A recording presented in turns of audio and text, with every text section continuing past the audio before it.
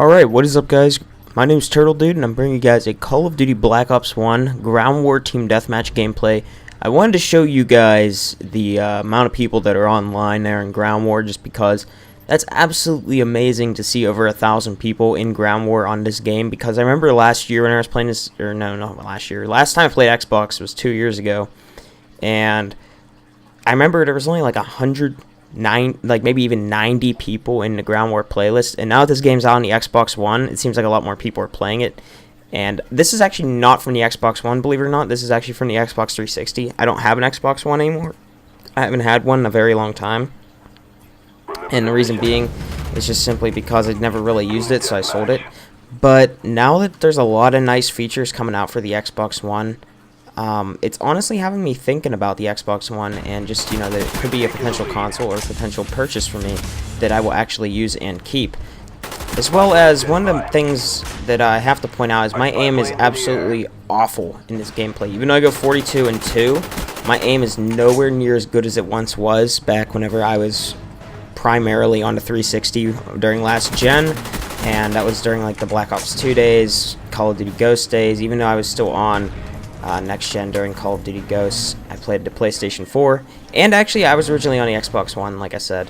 But you will see that I level up to 9th Prestige level 50 in this game, and that's because I was primarily a PlayStation 3 player back in the day, whenever this game was out, and same thing with Call of Duty Modern Warfare 2, World at War, COD 4. Those games I was mainly on the PlayStation 3, whereas whenever this game came out, I think this was the first Call of Duty game that I got for the Xbox 360. It was like right before Modern Warfare 3's release.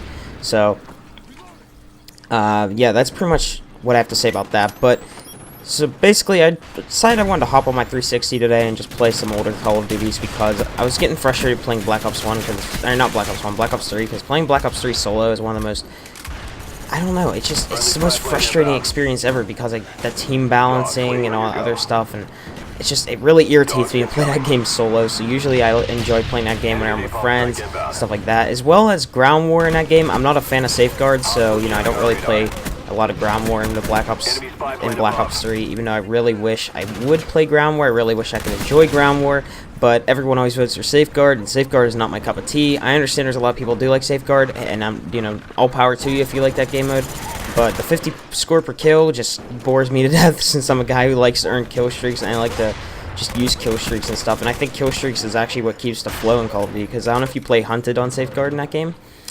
It's very, very hectic whenever you get to that one side. It's C domination, I want to say it is, where like it's their base and you're pushing in there and everyone just camps. Like, if you could get a lightning strike nice and easily, if, you know, 100 score per kill, you could just destroy all the campers that are there, and it would honestly make the game flow a little bit more in Safeguard. But that's my 2 cents.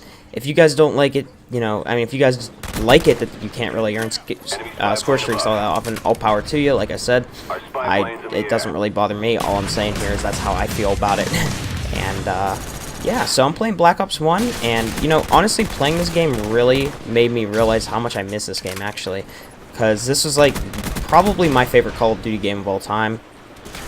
And just hopping back on the 360, I had so much fun playing it just for a little bit during the time I was playing it.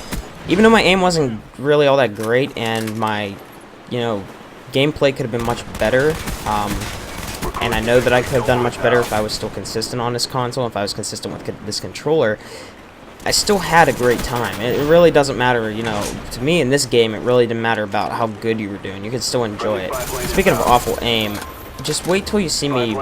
Yeah, watch me aim on this guy. Like, what? See, I'm not used to thumbsticks anymore at all, especially since I use Control Freaks on PlayStation 4 and I don't on the Xbox 360.